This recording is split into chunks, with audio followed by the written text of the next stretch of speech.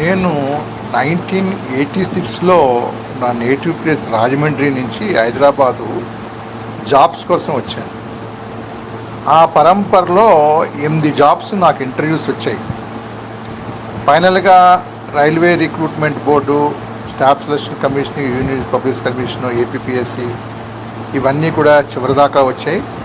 Banking service recruitment బోర్డులో Andhra bank panel లిస్ట్లో నేను సెలెక్ట్ అయ్యాను. కానీ తర్వాత కొన్ని అనివార్య కారణాల వల్ల రిక్రూట్మెంట్ బ్యాన్ చేశారు. ఇది జరిగింది 1986లో జరిగింది మాట. సో అలా ఆంధ్రా బ్యాంక్లో రావాల్సిన జాబ్ మొత్తం రిక్రూట్మెంట్ బ్యాన్ అవడం వల్ల నాకు జాబ్ దొరకలేదు. సో 86 నుంచి జాబ్ ట్రయల్స్లోనే ఉన్నాను హైదరాబాద్లో.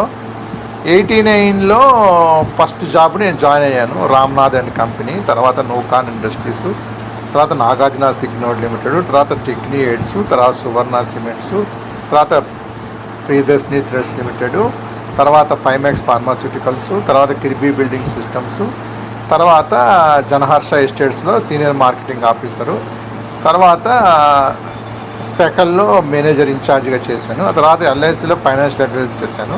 తర్వాత నాగార్జున ఫెర్టిలైజర్స్ అండ్ కెమికల్స్లో విఆర్ఎస్ తీసుకుని 2019లో బయటకు వచ్చాను.